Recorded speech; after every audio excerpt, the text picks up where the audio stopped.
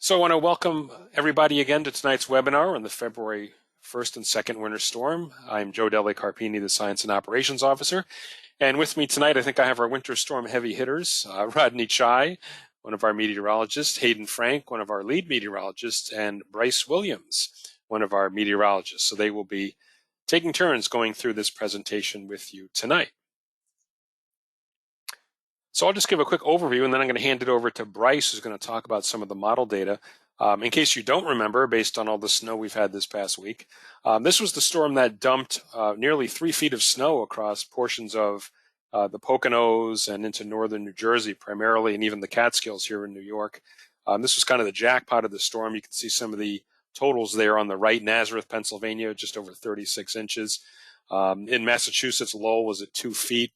So you can see widespread, heavy snow totals across our area. But coastal areas didn't do so well. The coastal front moved inland a little bit, and it warmed up, and many areas right along the immediate coast actually changed to rain during the afternoon, limiting the snowfall. But you can see really a fairly sizable snowstorm here for the Northeast. So as we go through the presentations, just some of the questions that we had in the back of our mind leading up to this event. As far as snow, when does it begin? Does the dry air kind of win out and eat some of the snow away at the beginning? Will there be what's called a front-end thump of heavy snow, which is a pretty good, band of snowfall rates moving into the area, sometimes 1 to 2 inches per hour. That helps the snow pile up. And then, of course, where will the bands of heaviest snow set up? That's a question pretty much with all winter storms. We did have some concerns with the rain-snow line with this particular storm. How fast would it move inland and how far inland would it move? There was quite a bit of difference between some of the model solutions. And in the end, it really won out a little bit more than we thought, especially in southeast Massachusetts and southern Rhode Island. And then also, we were dealing with astronomical high tides. So one concern was what was the extent of the coastal flooding in eastern Massachusetts, and more importantly, beach erosion. We've been seeing a lot of that with many winter storms so far this season. I'll show you some pictures of some erosion in areas of concern. But also we had a little bit of a surprise along south-facing coastlines. So I'll explain why we saw that, which really wasn't anticipated at all. So we'll get into all these things in the presentation tonight. So with that, I'm going to hand it over to Bryce, who will start off our discussion with a look at some of the model guidance. Thanks, Joe. I am looking forward to going through this. It was quite the storm. I had the pleasure of trying to nowcast the coastal front that you'll hear a lot about tonight, and so that was just one of the most fun things you can do as a meteorologist in the Northeast, trying to pick out where that front's going to be. And so we're going to talk a lot about the difficulties of that. So starting out, backing it up a little bit to before the event, when we're looking at the data, in the 3 to 5 days ahead of time. So one of the things that we like to look at, especially as we're in like the 5-day range, just to get an idea of the magnitude potential of an event, are the situational awareness tables.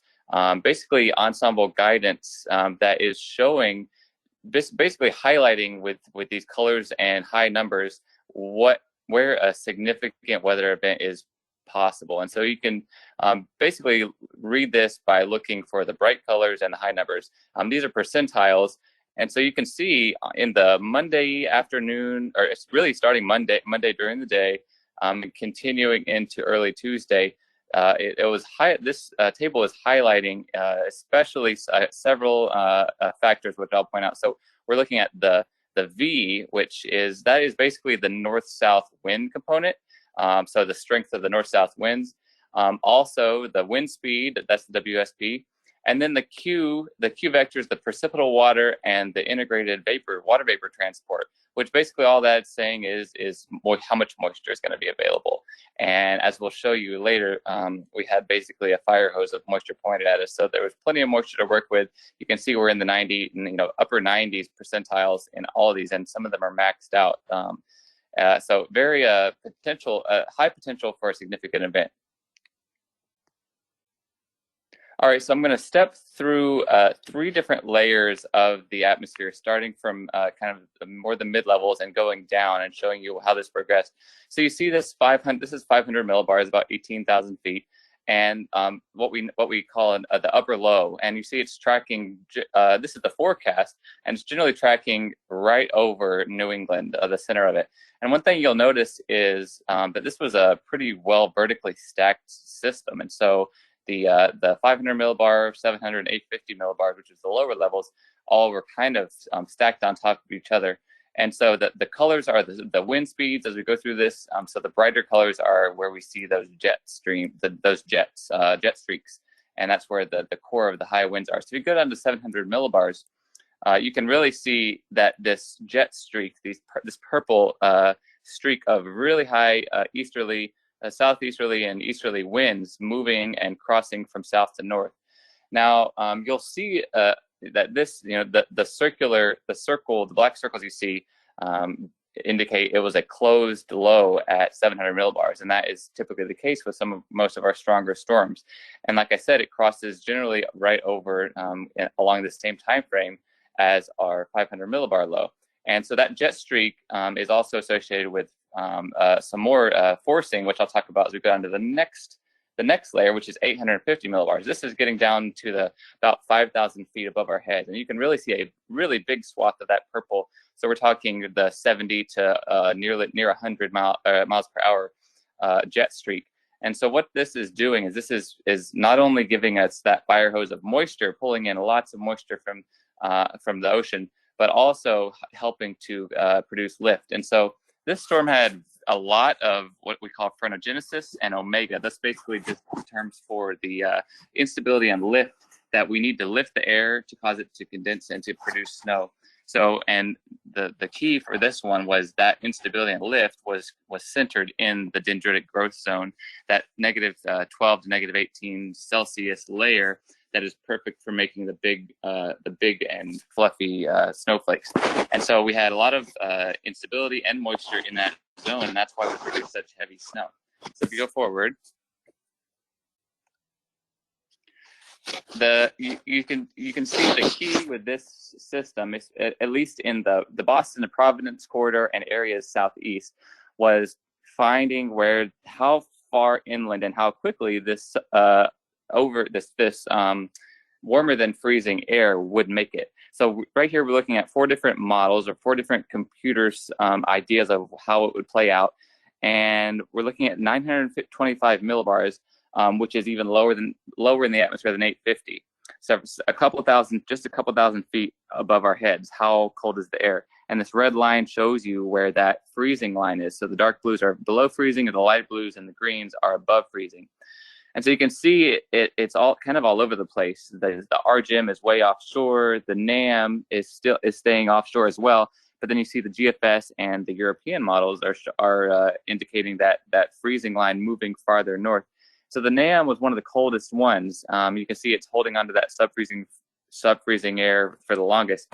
And that unfortunately was wrong. So let's move on to the next one.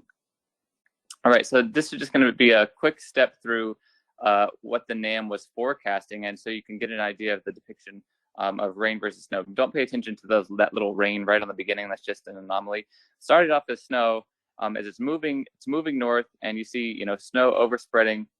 This is the NAM 3 kilometers. This is the more high resolution NAM, and you can notice the rain snow line setting up about right near the Cape Cod Canal.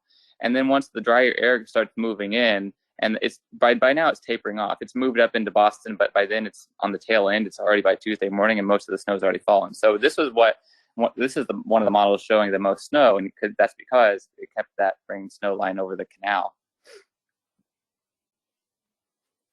So we're going to look at some of the high-res ensemble guidance, high-resolution ensemble guidance that's really very helpful a lot of times in the 24 to 36 hours before the event time range. And so as we were leading up to this event, this is known as the HREF, and this is valid for Monday afternoon. This is when we were thinking that we're going to be starting to be in the thick of it, the Monday evening commute. And so it shows the rain snow line down near the Cape Cod Canal. So it is kind of on board with what the NAM was showing, that line being pretty far south. And you can note that the dark blues are the heavier snow just to the west of that line, and that's associated with this coastal front or this area of warmer air that wanted to progress inland. So one of the useful things is with HREF is showing the hourly snowfall rates to give us an idea of the intensity of the precipitation.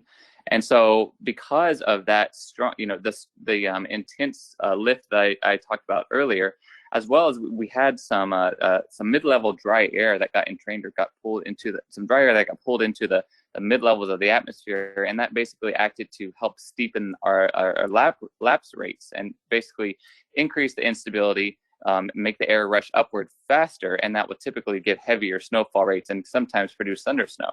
So it was showing 1 to 2 inches per hour over much of the Providence to Boston corridor and along in the coastal plain of southeast Massachusetts. And if you go to the next one, this is even later. This is on Monday, or this is Monday's. Let's see, yeah, Sunday night's forecast, still holding on to that and even expanding those 1 to 2 hour rates. And the light green, which is above an inch an hour, expanded over most of the area except for the Connecticut River Valley, which was shadowed by basically drying air as it downslopes off the Worcester Hills.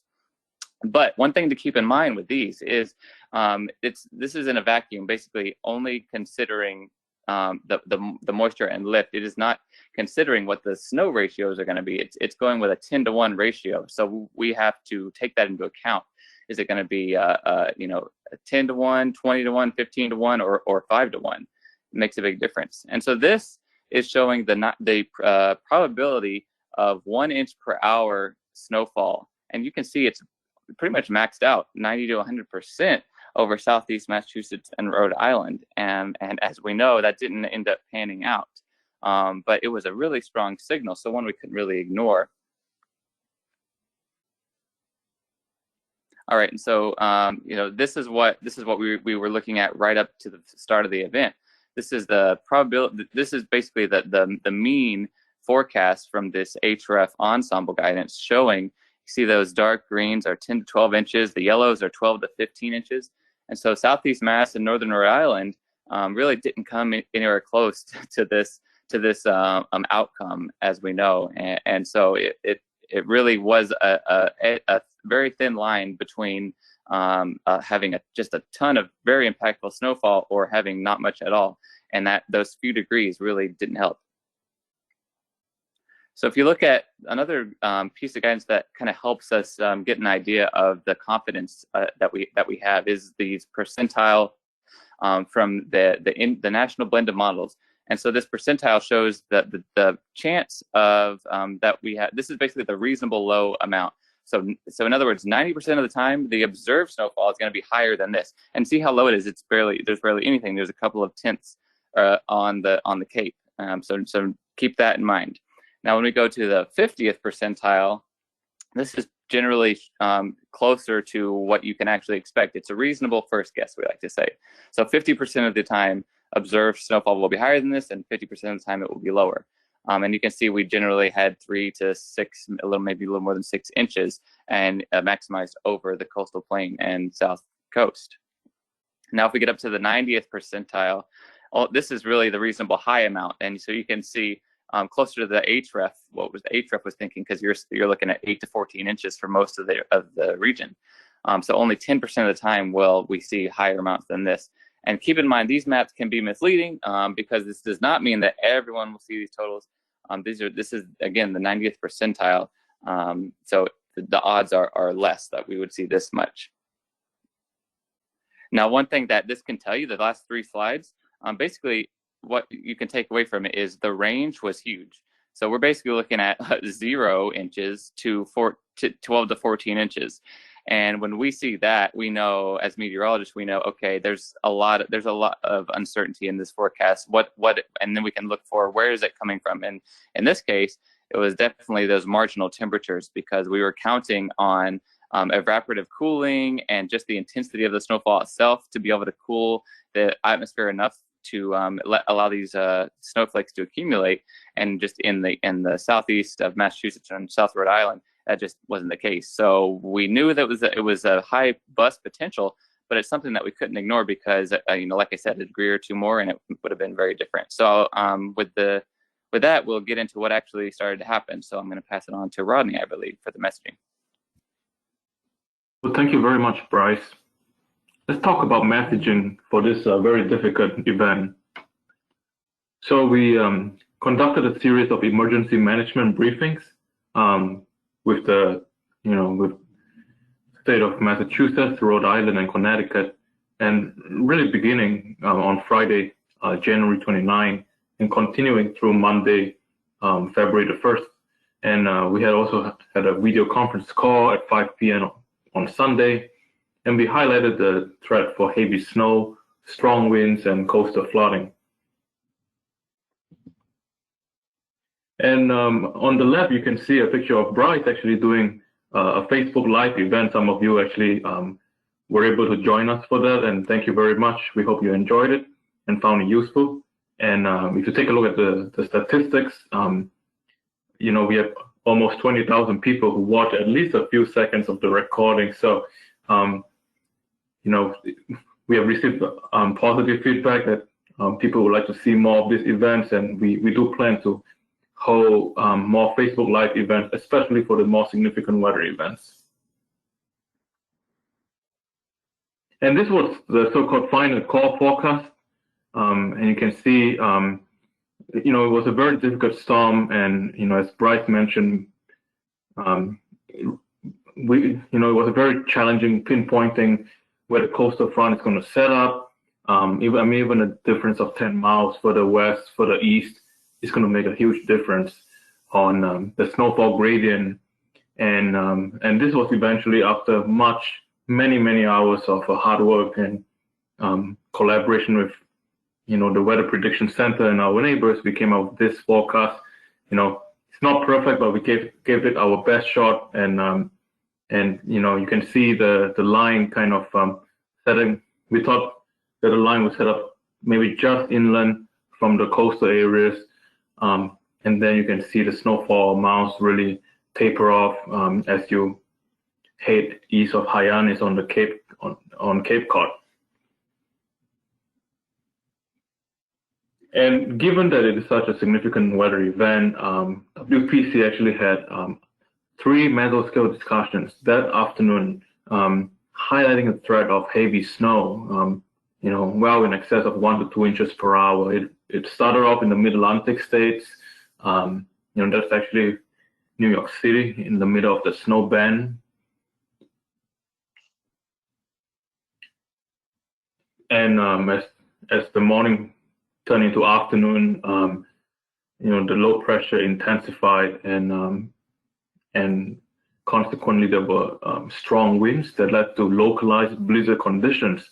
In fact, parts of Connecticut actually confirmed blizzard conditions, which is you need 3 hours of frequent 35-mile-per-hour gusts with quarter-mile visibility and heavy snow. So some locations actually reach blizzard criteria, just not widespread enough to warrant a blizzard warning. And finally, as we head into the evening, some of you, who live in Northeast Massachusetts or near Worcester may remember, very heavy snowfall rates that evening. And then further east, you can see WPC actually plotted the temperature on the map, so you can see where the 32-degree line, the freezing line, set up. And if you are east of that line, you found yourself digging out of a slop fest, unfortunately. And I'm going to pass it to Hayden for analysis. All right. Thank you very much, Rodney. And as we go into the analysis, we'll kind of first start off by looking at what happened. And the first thing you can visualize in this map is the sharp cutoff between areas that received hardly any snow to amounts over a foot, even over 20 inches in parts of Northeast Massachusetts. So we're going to kind of zoom in on this gradient here in a bit and see how close this snow to rain line really was across eastern Massachusetts. The rest of the state, pretty much, looking at a 10 to 18-inch storm, but it was really trying to nail down that rain-snow line in the Boston to Providence corridor that was most problematic with this forecast. So these were the observed snowfall totals for February 1st. Obviously, Boston, barely over an inch. Providence, barely, over 3 inches. The office, we had over 5 inches. And then you get back into the Hartford Bradley area. It was eventually over a foot. Worcester, this was through midnight. I believe they ended up with 16 or so inches of snow, maybe even a little more when it went into the next day. So a very sharp gradient from very significant snowfall, upwards of 1.5 feet, to basically a few inches of slop right along the coast. So again, on the 2 images you'll see on the left there was what we were forecasting, and on the right is actually what happened. So you can see right in the I-95 corridor to the Cape Cod Canal, that's where we thought temperatures would be just cold enough, for say 6 to 12 inches of snow. And there was a little more of a marine influence that came in. We'll talk about that in a bit. But you just look northwest of there, and you didn't have to go very far northwest. You're looking at upwards of 18 inches of snow. And we're actually a little underdone in the Connecticut River Valley. Sometimes when you get strong east winds, you can get what we call downsloping. But in this case, the snow was really being generated above that area of the atmosphere. So they actually ended up with over a foot of snow as well. But you can definitely see the east slopes of the Berkshires got hit very hard too. So this is a really great comparison here. The image on the left is a report from Topsfield. So one area of the city it was snowing, and then on the other side of the city it was raining. And when we zoom in, this was from Harvey Leonard, which really shows how tight this gradient is. If you basically drew a line from Logan Airport to Lexington, which is Massachusetts, which is 10 miles, you basically went from 1 inch of snow to 1.5 feet of snow. That's how difficult it can be. A small change in temperature, a degree or two in temperature, can make the difference between 1 to 4 inches of snow that's pretty much washed away, or 1.5 feet of snow, which is obviously extremely significant. So that's kind of what we're dealing with when we're talking about that marine air mass. So this was actually picture from my house here, and I'm in Westboro. We had over 18 inches of snow, so you can see the snow piled on my deck there, and that's the basement looking in there, so you can see how high the snow was from that storm. And this is a picture here from Acton, Massachusetts. They had almost 22 inches of snow. You could really see by these pictures just how much snow was received, and a lot of people were really surprised, driving, from Boston and 10 miles west the next day, just what a significant difference the storm was. For myself, I was actually going into my midnight shifts, and I left in the heart of the storm late in the evening, and it was blizzard conditions, blowing and drifting snow. It was really bad. And, I got about 20 miles from the office, and everything somewhat changed. It was snowing, but it was a very wet snow. And by the time I got to the office, it was actually raining. So just an incredible difference of weather in very short distance. Another picture here. This was actually from Rodney, who lives in Attleboro. This was kind of a early sign that there may be some issues with this storm. So it was snowing fairly moderate to heavy in this picture here, but it was really struggling to accumulate. Sometimes unless snow's real heavy, as you get into February and March, because of the increasing sun angle, it can have a difficult time initially accumulating on pavements. In this case, that was a small part of it, but also temperatures were above freezing and they were never really able to get below freezing during this storm. So while there was snow falling at times, it struggled to accumulate. So this is a look at the observations from Boston. What you'll see, and you often quite see in our bigger storms, northeast wind, northeast wind, very strong 30, 40 mile per hour gusts there. But in the purple there, you'll see that's the visibility. And it briefly got down to a half mile for a short time. But notice it basically never dropped below that.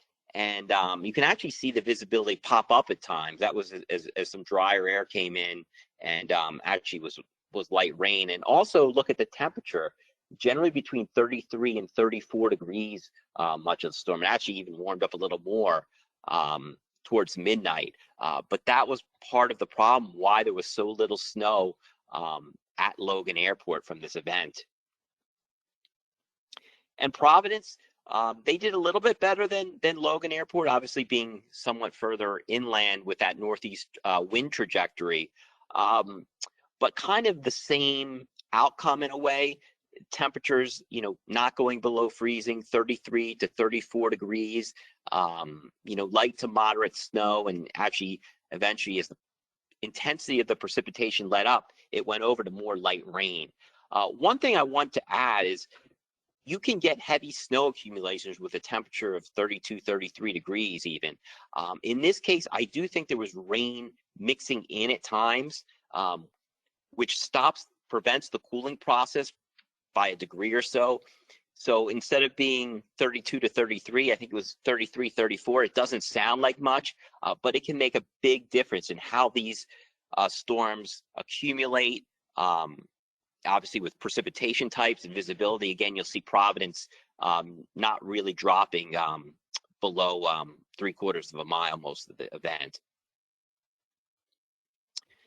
At Worcester, obviously you see the opposite, obviously 40 miles inland or so, temperatures in the 20s the entire storm. It was quite windy, visibility between 1/4 and a half mile, heavy snow, almost near blizzard conditions at times. So significant difference as you went just 10 or so miles inland in this storm. And we're going to see the same thing at Bradley here, windy, moderate to heavy snow, visibility down to 1/4 to a half mile at times, temperatures in the 20s. So basically it was the haves versus the have-nots in this storm, depending on what your flavor is that you like, snow or rain. So we'll take a look at some surface observations here.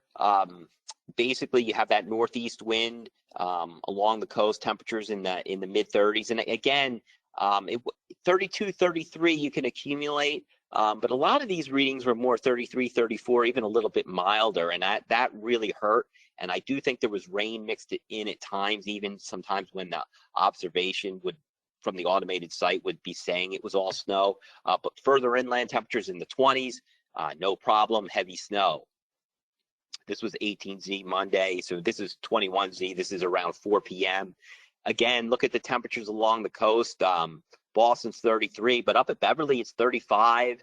Marshfield's 37.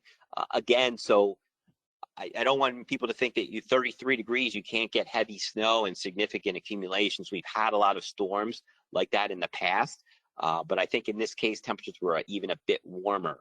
And then obviously back into the interior, temperatures are in the 20s. 0Z, the same idea here. Marshfield's 37. Looks like Boston did briefly fall to 32. Beverly up on the North Shore is 36. So that's, significantly above freezing. Temperatures in the 20s back into the interior. Now keep in mind, with these wind directions from the Northeast, there are times that can actually be bringing in colder air.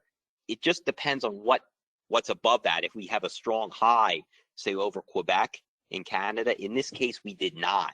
So we were getting all marine air. So a lot of it is the wind direction, but it's also what's dragging down to the north. Is it more of a marine air mass, or do we have, say, really, really cold temperatures up in Maine? So this is a look at the actual surface low pressure system. And you can see at 10 a.m. it's sitting east of the Delmarva there. And basically, if you go to 7 p.m., so we're, about 9 hours later there, notice it's not really moving much. And this is actually the recipe. It doesn't happen quite often, but New York City, parts of New York City had over 1.5 feet of snow. It happens, but it's not a common thing where New York City is going to get a lot more snow than Boston. But this is the type of scenario that it would happen in, because you've got a low kind of stationary there, moving very, very slowly. So you've got persistent marine air coming into eastern Massachusetts, while New York City is having more of a north to northeast wind. So their winds bringing down more air from, say, the north, whereas on eastern Massachusetts, it's more of a marine influence. And you can see that when you're looking at the plots there. And again, this is looking at 925 millibars. Again, looking at the analysis there, temperatures can be below freezing at 925 millibars. You're a few thousand feet off the ground, but it can be really that lowest layer of the atmosphere, just 1,000, 2,000 feet off the ground, that can really make the difference between snow, say 15, 20 inches of snow, or maybe 1 to 3 inches of slop and a lot of rain, which is what happened in this case along the coast.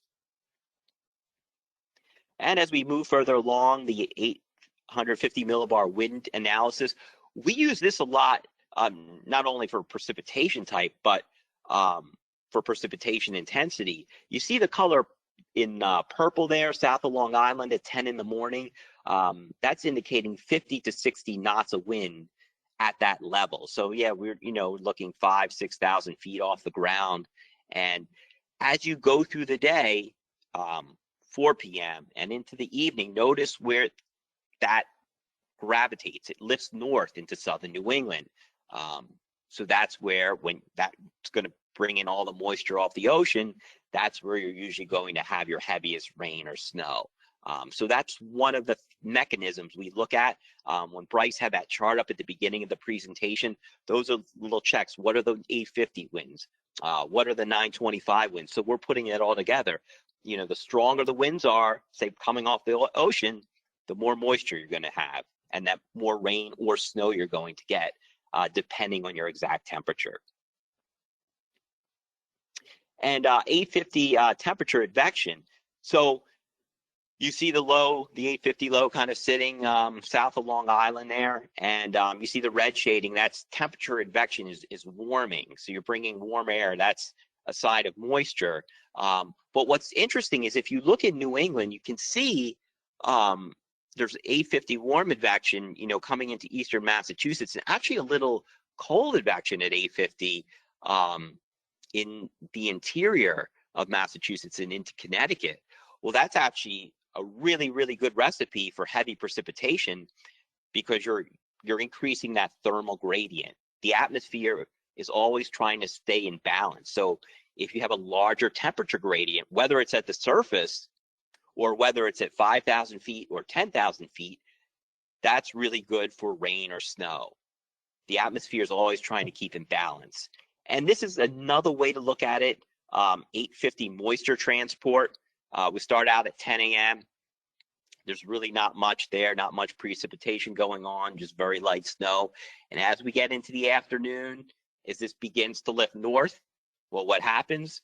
The precipitation intensity picks up. So all these images that we're showing, they all work together. And there are a lot of different ways you can look at model guidance and interpret it, but they're all pointing to the same direction, at least in terms of significant amounts of rain or snow. Looking at this guidance, you can see the precipitation intensity is going to be increasing.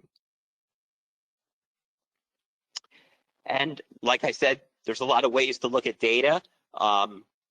Satellite data, we really have a lot of high resolution satellite data now, which is great. And what these images show you, they're kind of like textbook meteorology, because you start off with a surface low, and then as you work your way up, the systems are somewhat, depending on the type of system, become vertically stacked. So you have your, say there's a 700 low, you know, as you're getting up to say 10,000 feet. And then as you're getting up towards 20,000 feet, your 500 low. And the tendency is for those features to be located a little bit further west as you go up in elevation.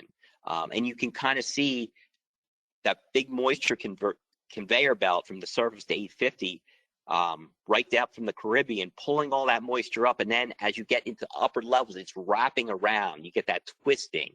And that's the really indication of a strong storm when you see that really good cloud structure and that wrap around there.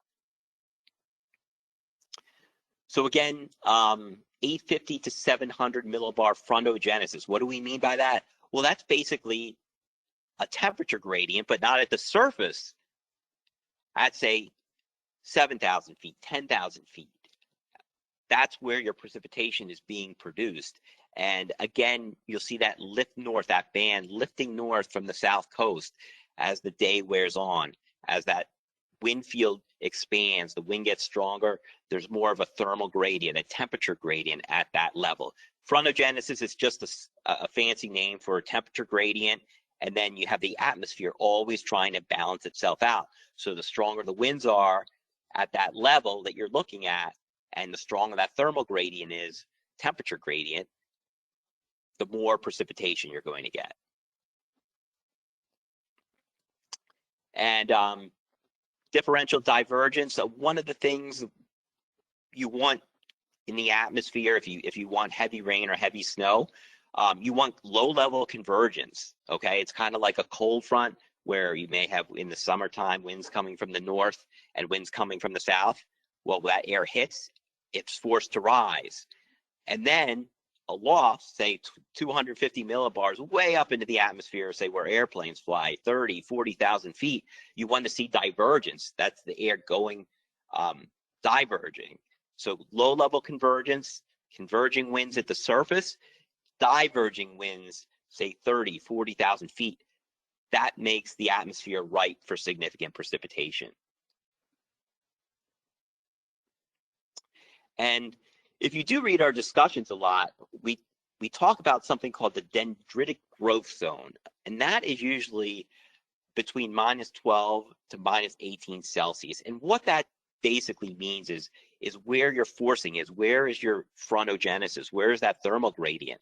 Well, if it's in that layer, that is really ideal because you get snowflakes that really accumulate quickly, and you can get snow to liquid ratios that are relatively high. So you can get, say, 15 to 21 ratios, which means you could get a ½ inch of what would be melted down rain, and that could be 10 inches of snow. At the same time, if you have poor ratios, a ½ inch of melted down rain could be 4 inches of snow. So that's another thing that we worry about as forecasters, is not only, well, how much precipitation you're going to get, you have to know the actual snow ratios to be able to get an idea of what the accumulations are going to look like. Because an inch of precipitation doesn't mean 10 inches of snow if it's all snow. It could mean 15 inches, it could mean 7 inches, depending on what your snow growth is. And in this image, you can really see the snow growth layer increase. This is in meters. It's just giving you an idea. It becomes 1,000 to 1,500 meters. That's a fairly depth, I should say a significant depth in the atmosphere is the way to put it, so that the greater that area is, the heavier snow you're going to get. And this is a really great look at satellite imagery here. And it's everything we kind of talked about. So if you look off the Carolina coast, you can see that belt of moisture racing northward. And you have your surface low south of Long Island. Sometimes you get what's called a dry slot in there, where there's little precipitation, or it's showery precipitation right near the surface low. And then look at the stuff in New York State, back into Pennsylvania, where they really got clobbered with snow. That's where your mid-level low is setting up. Remember, we looked at the surface low can be one place, and then the mid-level low can be just west of that. Well, where you get that is where you tend to get that mid-level frontogenesis, that mid-level thermogradient. And that's ideal for not only heavy snow, but good snow to liquid ratios. And that snow can really pile up quickly. But really a great imagery here from the satellite showing just how strong a storm this was. And looking at the radar imagery, you know, the data we have now has come a long way. This is a look at the heavy snow that was working up from the south coast. And, you know, you've probably seen this on, you know, television. You may have a radar application. But one thing that's very useful is something called the correlation coefficient. That's on the right, and that deals with the dual pole radar. And what that can do is basically looking at the particles in the atmosphere. Well, if they're uniform, say they're all snowflakes or all raindrops, you're going to have a very high correlation coefficient, close to 100. But if it's mixed, if you have some, say, wet snowflakes, melting raindrops, they're all mixed together, you're going to have low values of that. And that's often where you can differentiate where the rain snow line is or where the snow to sleet line is. Now, the radar sampling several thousand feet off the ground, especially the further away you get from the radar at say, K-Box, that's where our radar is at the office. So it doesn't always correlate perfectly. If you're looking at 3,000 feet off the ground and there's just enough of a warm layer at 2,000 feet and you're looking up towards the North Shore, you may not see it. But oftentimes this works quite well and really helps us in a, say, short-term forecast, a 1, 2, 3 hour forecast. Is the changeover advancing quicker than we think? Is it slower than we think? And we can really adjust there on the fly if we need to. And again, this is a little bit later here. This is 4 in the afternoon. You can see that correlation coefficient working northward towards the, you know, the Cape and Islands. Again, some areas were here rain because in this case, that warm air came in so low to the ground because it was that shallow marine layer that was just warm enough. It didn't always show up immediately on the coast.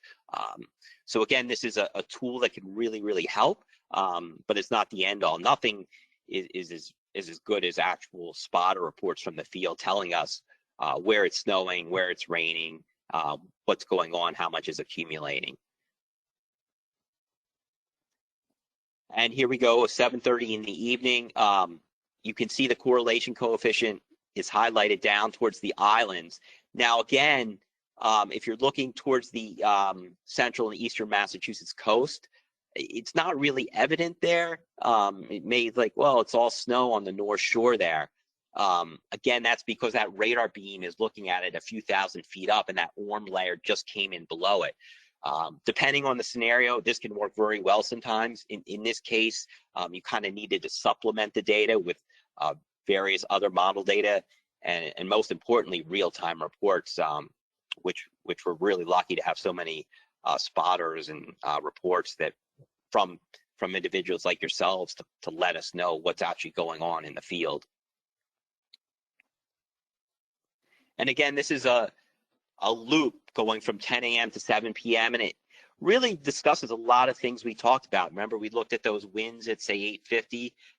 They were initially south of Long Island and they were lifting up north. Well, the stronger the winds are at, say, 5,000, 10,000 feet, the stronger what we call forcing. It's going to be working on that temperature gradient, whether it's that temperature gradient is at 5,000 feet or 10,000 feet. That's where you're going to get your really heavy rain or really heavy snow, depending on that scenario.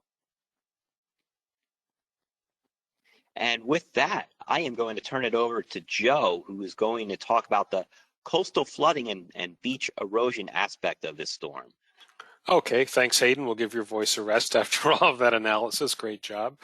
So the last part of the storm we had was dealing with astronomical high tides and some, minor storm surge, which was expected to produce minor coastal flooding. But also we had a little bit more beach erosion than we anticipated, and I'll tell you about a little surprise here we had on the south coast. But first, for the east coast of Massachusetts, which was our area of focus, The surge, this is all related to the Tuesday afternoon high tide. You can see the surge topped off about 2.4 feet in Boston and Nantucket, and just under 3 feet in Chatham. So based on the astronomical tide, this really put us in the solid category for minor flooding with just some inundation, less than a foot for the most part on some of the more vulnerable coastal roads around the time of high tide. So really more in the way of nuisance flooding from this event. We can show you some pictures here we got courtesy of Massachusetts Coastal Zone Management. I'm just kind of working our way down the coast. The area around Salisbury, Newburyport, and Plum Island is one of the areas that is especially susceptible to erosion from coastal storms over the past number of years. So we're a little more sensitive to the fact that even minor flooding can sometimes result in almost moderate inundation just because of all the erosion that's taken place. You've probably seen on the news a number of homes are in jeopardy of kind of collapsing into the ocean. So there was also quite a bit of beach erosion here. Remember, due to that really persistent easterly flow that we saw, that low was so slow to move off the New Jersey coast. So it really was able to pile up the seas and the strong winds for hours on end. So this is one area we're particularly sensitive to as far as, perhaps seeing a little bit more of an impact than we normally would.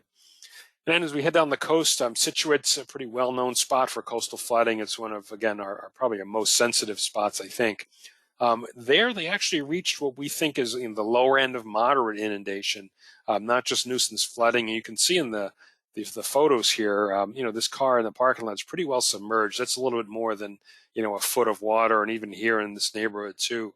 You can see the water depth is probably on the order, 2 to 3 feet in some spots. So, to us, that really falls into the category of more moderate inundation as opposed to just minor kind of nuisance flooding. And heading down to the Cape, this is another area where erosion is becoming more of an issue on the beaches. Sandwich and Dennis, you probably saw that house that collapsed on a dune is in Sandwich. That was on the news broadcasts. Again, this is an area that the sea's coming right down through Cape Cod Bay, pretty persistent. A lot of the dunes and beaches are showing substantial erosion, storm after storm. And another area, Chatham, believe it or not, has experienced quite a bit of erosion. Minor inundation, as you can see on the top photo, but look at the bluffs there on the bottom photos. Quite a bit of erosion. And these, go back more than a couple of years, before the 2018 storms, January through March of that winter, really got things going quicker from an erosion standpoint. So Chatham is another area there on the outer part of the Cape that's seeing quite a bit of erosion from these series of storms. And then we go on to the islands here, Martha's Vineyard, Vineyard Haven, Edgartown. Typical nuisance flooding, as you can see. The police cruisers going through an area. This is near the ferry dock at Five Corners. Just some minor inundation there, and also near the Chappaquiddick Ferry in Edgartown. You can see some shallow inundation as well. And then over in Nantucket, kind of the same thing. Might be a little hard to see, but if you peek through the fence here, you can see a vehicle driving through what looks like a good solid foot of water.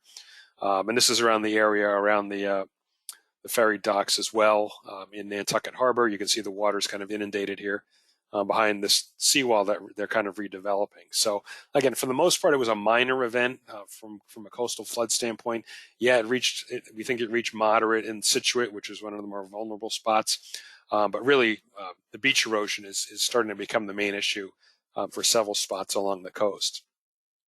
Now, we did have a bit of a surprise on the south coast, and we kind of learned about this from media reports and here from the Edgartown Parks Department. This is on the south shore of Martha's Vineyard, if you've ever been to South Beach in Edgartown out toward Katama. There was significant beach erosion that occurred in inundation. I mean, this is the main entrance to the beach here. There used to be a dune right here as early really as a year or two ago. That was completely eroded away. And you can see on the left, a lot of the debris left up on the beach, and the beach itself is really, kind of been eaten away by the tides over the years. So quite a bit of erosion, a lot less beachfront now, and areas that didn't flood are really starting to flood more often. Again, this is on a south-facing shoreline, and you may have seen this on the news as well. This is in Westerly, Rhode Island. The Windjammer restaurant actually had quite a bit of damage as water inundated the building. Now, normally we don't expect to see this kind of inundation from your typical nor'easter. Our focus was on the East Coast, not the South Coast. And with northeast winds, we say, well, it's blowing offshore. There really isn't much of an issue, but there are actually a couple of factors here at play, which I'll go into briefly here. And it really goes back to that surface low kind of hanging out off the New Jersey coast for as long as it did. This led to more southeast winds, again, aloft and near the surface, that lasted longer than we would see for a typical coastal storm. Normally these are in, off New Jersey in the morning, and they're heading out to sea, by afternoon and evening. So they're moving right along. But in this case, the easterly flow and long fetch, this is over a long distance that extends off this map, was able to build the seas to over 20 feet from the southeast, which you can see here. This is a wave buoy southeast of Block Island. You can see the peak height was just over 20 feet, and the area circled here below, this is the direction. So you have easterly waves and southerly waves, so kind of in between, more of southeast wave energy. So winds and waves out of the southeast, the waves out of the southeast are going to definitely impact the south coast. So a takeaway for our staff has been that when we have storms to the south of New England that are exiting so slowly to the northeast, they're going to generate very large southeast swells and storm surge with, you're likely to have this kind of inundation off on parts of the south coast, which is exactly what happened. So kind of a good lesson learned for us at the office. So that's kind of a wrap on our coastal storm. What we're going to do now is answer some questions here. I'll have Bryce, Rodney, and Hayden pop back in, and then we will go ahead and move on to our weather briefing. And you can probably hear the clock in the background. That means it's 8 o'clock. Let's see, just a few comments here from Jonathan. He's measured 4 inches of white cement in the Fenway section of Boston. Yes. That's exactly what happened. He had just a question on the time, and I normally label them in Eastern time, and I think I forgot. That's actually from Dave. What's 0Z, 6Z? That's Greenwich Mean Time, so you subtract 5 hours. So 0Z, which is midnight Greenwich time, is 7 p.m. 6Z would be 1 a.m. 12Z would be 7 a.m. and 18Z would be 1 p.m. So you just subtract 5 hours from it. I normally change it, and I forgot to change our internal study to go to Eastern time. Question from Dave, is the GFS model the most reliable? Well, like we always say, depends on the storm, depends on the situation. There's no magic model for every storm. It's sometimes the reality ends up in between, maybe with the European shows or the GFS shows. So really no, what we call silver bullet model solution every time. Question from John. Is there a measurement of model uncertainty with respect to temperature? Let's see, that sounds like a science and operations officer question, guys, so maybe I'll grab that one. Yeah, I mean, there is, for all the fields that we get, John, in the models, whether it be temperature or wind speed or precipitation amount, there are different percentiles, like Bryce showed from the National Blend. So with temperatures, we can have a 10th percentile, which might be very, very cold. 90th percentile, that might be very, very warm, as opposed to kind of the mean. So for example, if we're forecasting a night like tonight, clear skies, light winds, big snowpack, we might go to the 10th percentile for the low, which might be in the single numbers as opposed to the 50th, which might be in the teens. So it's kind of all, for every different field, we do have different ranges for uncertainty. And just a follow-up for John, how is visibility measured? That's by the automated weather stations. So they have an automated sensor that actually can measure visibility. So it's done with, I believe, and I don't know if Hayden or Bryce or Rodney know too, but off the top of my head, the sensor measures, it's almost a radiance kind of measure, or not radiation, but almost a brightness or kind of sensor on there. But I don't know, you guys have anything to add to that? Maybe not. Okay. But John, if you want to email me, I can get you some more details on that for sure. from Jason, and I will put this one to any of you guys. What was the general water equivalent of the storm across the region? We had the snowfall. Do we know the water content?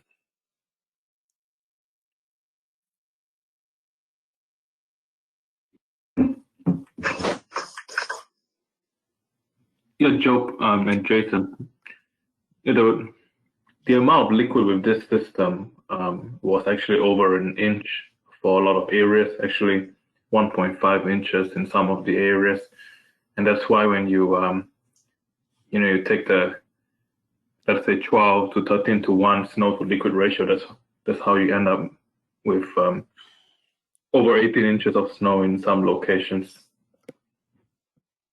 All right. Let's see. We're going to move a couple more questions, and then we're going to get to the briefing, which Rodney's going to help us out. So you're welcome to stay tuned.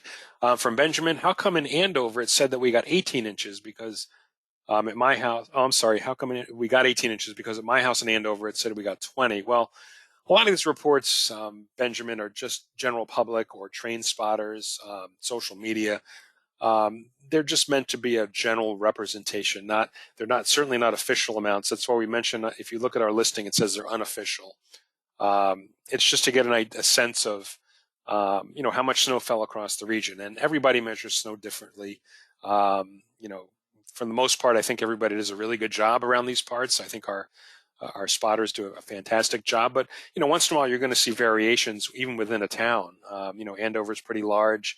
It could have been measured by somebody in a different section of the town where maybe they did get a little bit less or a little bit more. So again, if anyone is welcome to submit snowfall reports to us, you can do it through our website. There's an icon at the bottom that says submit your storm report, and we will take it. And the last one is a comment from John. I believe that's my friend John Kelly. A webinar with a virtual tour of the weather station. Yeah, I think, Bryce, we could do that. Showing that'd be cool. Hardware and software that is used to seeing what the staff looks like. Yeah, you can see a picture of it here on the upper right, but yeah, we can certainly entertain doing that. So, John, thanks for the suggestion. I think we'll add that one to the list.